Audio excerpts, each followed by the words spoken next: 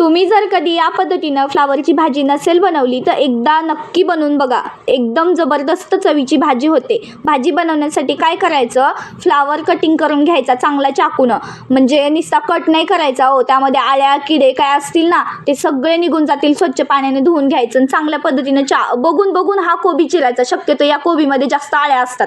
ती भाजी बनवण्यासाठी काय करायचं, कांदा, टोमॅटो, नंतर कोथिंबीर आणि तुम्हाला लसूण हा संपूर्ण साहित्य चिरून घ्यायचं. म्हणजे पुढची भाजीची प्रोसेस करण्यासाठी सोपं पडतं. अगोदरच साहित्य चिरून घ्यायचं.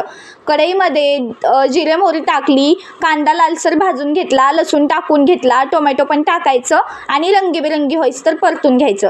हळद टाकायची, लाल तिखट, काळं तिखट आणि चवीप्रमाणे मीठ संपूर्ण पोहे खायच्या चमच्याने टाकायचं. कोबी टाकायचा आणि मुगाची डाळ टाकायची आणि चांगल्या पद्धतीने हे मसाल्यामध्ये हलवून घ्यायचं. गरम पाणी शक्यतो भाजीला टाका, नाही तर भाजी बेचव होते बरं का. मग छान प्रकारे शेंगदाण्याचं कूट टाकलं आणि वरून कोथिंबीर टाकली, तयार होते साधी सिंपल एकदम चविष्ट अशी भाजी. तुम्ही ही भाजी भाताबरोबर, चपाती बरोबर, भाकरी बरोबर, कशाबरोबर बी खाऊ शकता. व्हिडिओ आवडल्यास लाईक, शेअर, सबस्क्राईब